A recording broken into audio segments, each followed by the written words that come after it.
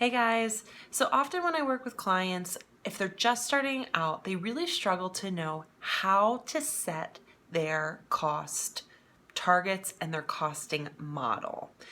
Sometimes clients will come to me because they have been in business for a while and they're really struggling to not necessarily make sales. Usually they're making sales, but they're not getting the profits that they should be. And they feel like they're in this kind of constant quicksand of needing to sell more just to kind of really net back what they've put into the product. And so one of the first things I do when I work with clients is we talk about their costing structure. We make sure the structure is set up in the right way for their business model. And it's always one of the first places we start because I want to make sure that they're set up for success. And if you don't have your costing set straight, clear in your brain, you're really going to struggle. So I wanted to just touch today on 4 things to consider when you're costing your fashion brand's line. Whether you're just starting out or an established brand, these are 4 absolute must-dos. They apply to everyone in every business.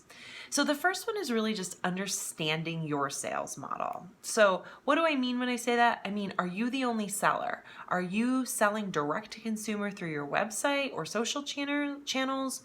Or do you have a wholesale model where you're working with retail buyers and selling to your retail buyers to reach an end consumer? You need to make sure that you have your costing structure set up so your sales model works for you. So a lot of times I also see or I get questions about, should I have 2 different retail targets based on my model? So if you're selling direct consumer, should your price be, your suggested retail be different than if you're selling to a boutique? My answer is no on that. I think that's really confusing to a customer. I don't think that makes sense. And so I encourage that you have the sales model figured out and your your costing figured out for both models in a way that you can kind of be flexible with it if that's something you choose to do. Now, if you decide that you're only going to be direct to consumer or you're only going to do wholesale, that's another conversation. But for purposes of this exercise, we're going to say that you're looking at both of them, that you want to keep your options open and you're selling through both channels. So that's really the first one, just being really clear on your sales model. The second one is really understanding your costs and what goes into your costs. So this is not just the expenses associated with the garment. I hope by now you guys realize that yes, you're going to have materials. Yes, you're going to have time associated with creating your line and putting your garments together, but that is not just what should be included in your costing.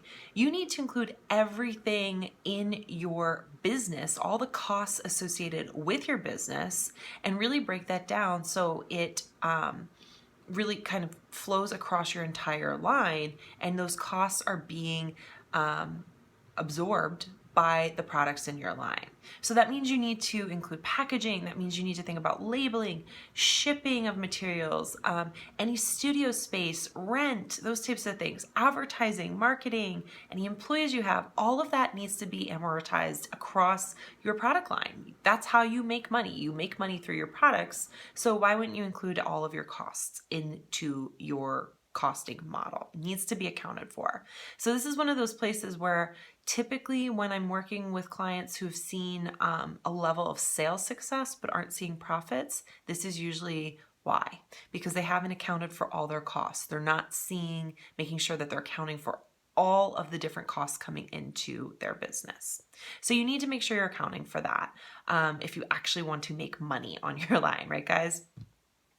The next thing, the third one, is making sure that you use your expenses that we just talked about to figure out then what your margin goals are, and that you're creating a margin that you're still that works for absorbing your costs as well as giving you money back, giving yourself a salary as well as giving yourself a cushion for your business to keep it growing.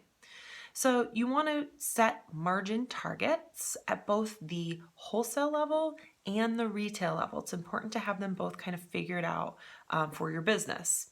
A lot of people like to just keystone or double their margins at a 50%, which is a really simple and easy way to target costs, but you do still want to make sure that works for your model. It's a good starting place though. for most brands, and you can always kind of tweak up or down as needed. So for example, if an item you realize will end up costing you $25 to make, the time associated with it, all of your additional costs, that one style is going to be a $25 cost. When you keystone it, that means you'd wholesale it for $50. And typically then you'd keystone it again from 50 to 100 as a suggested retail. So that actually means you'll end up getting a 75% margin when you sell it on your site, which is also phenomenal too for you and for your business. So that's another one that's really important. And then the fourth one, which is something that a lot of people don't talk about, and I'm going to lay out for you guys right now, is your goal when you are costing and figuring out your wholesale and retails is to deliver value-based pricing. Now, value sometimes has a negative connotation. People think value means it has to be cheap. It does not. What value-based pricing means is that you are delivering a value to your customer. Your customer has to see the value associated with your brand and your design. So you can create a skirt, for example, and retail it for $100, but if your customer doesn't understand why that skirt is worth $100 to them, if they don't understand the craftsmanship that's gone into it, the uniqueness or specialty of it because it's something that you've created, it's custom, it's one-off, or maybe it's all the special details and trims that you add into it, whatever it might be, if they don't understand why it costs $100, you're going to have a really hard time selling it and making money off of it. So you need to convey the value through your product descriptions, through sharing the reviews, through just making it really crystal clear to your customer what the value is associated with that design and why it is so meaningful and important to them as a customer. So again, that comes back to really understanding your customer and understanding what they value, but there's a lot of different ways you can position value-based pricing, and it's really part of your overall strategy. From this perspective, though, when we think about it, we're thinking about it in terms of costing and retail, which is equally important because, again, if you have something priced too high and even sometimes too low, your customer is not going to react to it the way that you anticipate them to. So I hope this helps you guys today with a couple costing tips and tricks. As always, if you have any questions about this, leave the comments below. And as always, let me know if you guys like this. Always looking to hear from you.